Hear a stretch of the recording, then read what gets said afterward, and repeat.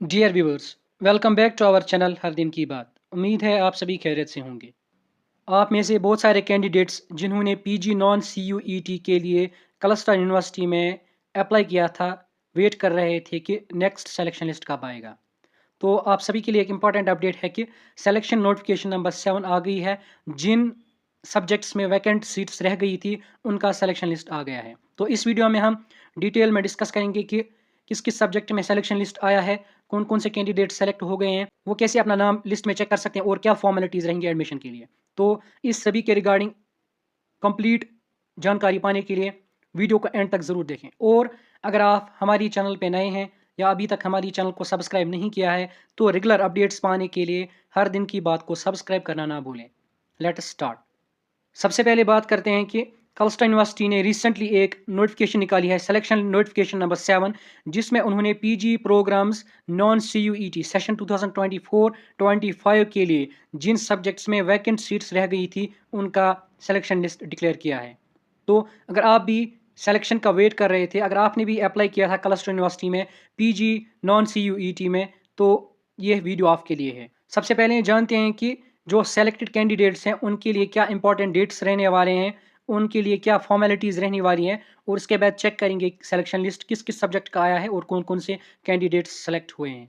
सबसे पहले आपको बताते चलें कि आप कलस्टर यूनिवर्सिटी की ऑफिशियल साइट से सिलेक्शन लिस्ट डाउनलोड कर सकते हैं, या इस वीडियो के डिस्क्रिप्शन में भी हमने लिंक दी है, आप उस पर क्लिक करके भी सिलेक्शन लिस्ट का PDF डाउनलोड कर सकते हैं। अब देखते हैं कि इंपॉर्टेंट डेट्स क्या रहने वाले हैं एडमिशन फॉर्मेलिटीज़ के रिगार्डिंग। तो जिन कैंडिडेट्स की सिलेक्शन हुई है इस लिस्ट में, उनको कहा गया है कि 13 अक्टूबर से 19 अक्टूबर 2024 तक आपको अपनी एडमिशन फॉर्मेलिटीज़ पूरी करनी होंगी। यानी जो कॉलेज आपको अलॉट किया गया होगा सिलेक्शन लिस्ट के अंडर, तो उस कॉलेज के ऑफिस में आपको रिपोर्ट करना पड़ेगा, उस कॉलेज के प्रिंसिपल के ऑफिस में आपको रिपोर्ट करना पड़ेगा, और जो नेसेसरी डॉक्यूमेंट्स एक्स्ट्रा हैं उनको वेरिफिकेशन के लिए वहाँ पे आपको ले जाना होगा। अब बात करते हैं कि कौन से इंपॉर्टेंट डॉक्यूमेंट्स आपको चाहिए होंगे वेरिफिकेशन के लिए।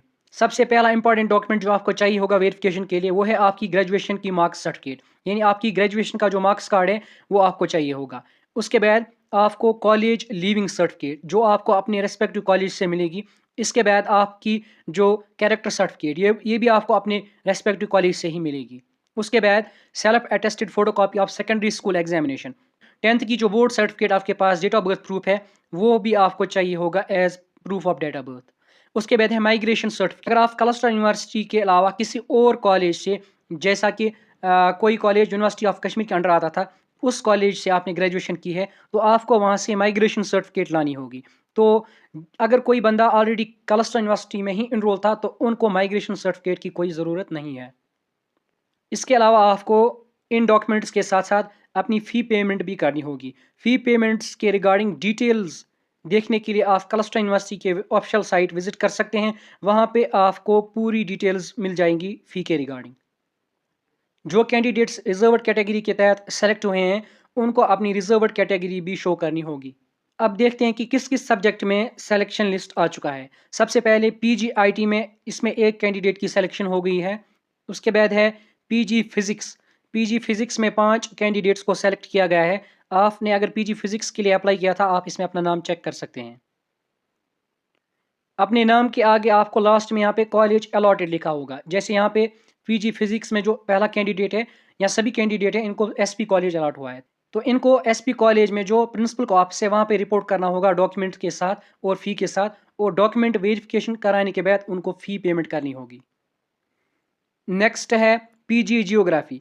PG जियोग्राफी में भी 7 कैंडिडेट्स को सेलेक्ट किया गया है।